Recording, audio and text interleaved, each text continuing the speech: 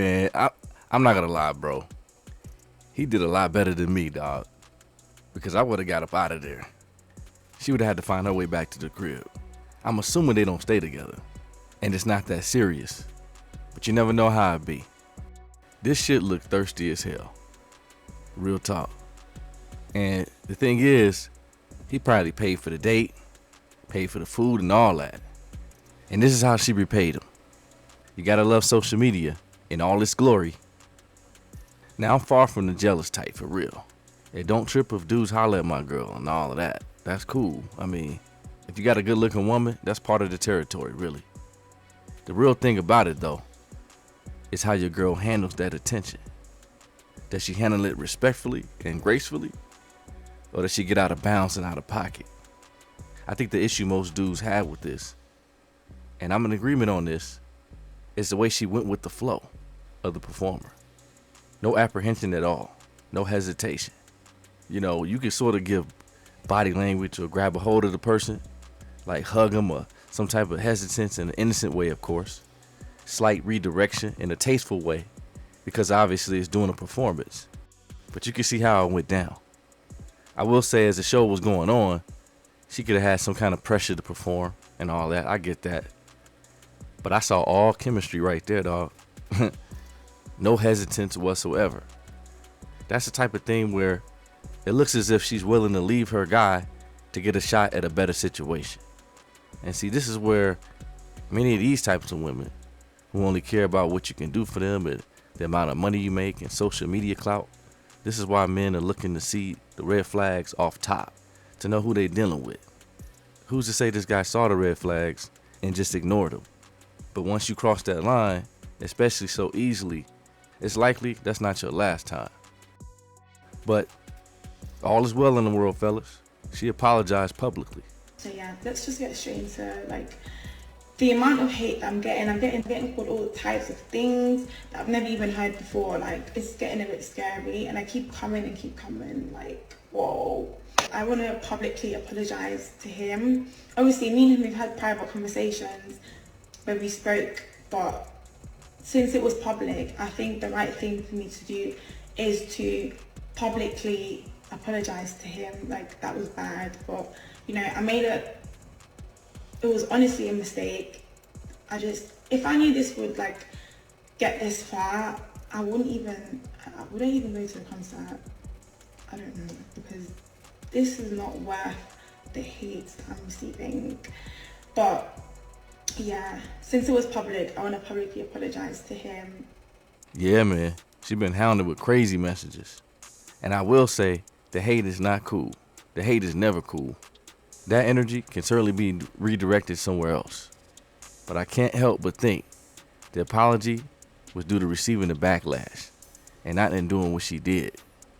In the end, it's up to her and her dude and how he handled it. I'm hoping he stood his ground and dipped out while he had the chance.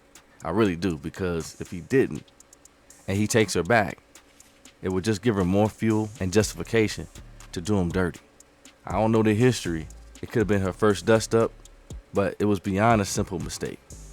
You can cut that out. If more dudes stood on their square and realized their value, many of these type of women will have no choice but to shape up or ship out. I've never seen more women so easily purchased in a time like now. They'll throw their morals, their integrity, their dignity, their self-respect all out the window for a bag. And then they sit there and they preach to other women to do the same thing. They're disqualifying all of these men. And then once they get to a certain age, they're saying, where are the good men at? Where's the husband material? Where are the men that want to build with me? Where are the men that want to start a family with me? And you can't find them, because those same men that you are saying that are disqualified, sometimes those are actually the men that are supposed to be your counterpart.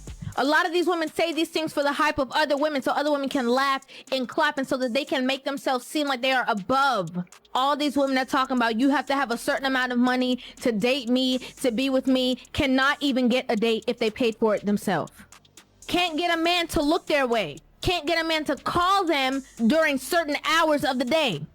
Her phone only started ringing when it's dark outside. Man, listen, I like the way she put that. It's on the money. Women brag about being bought and being so transactional in their relationships.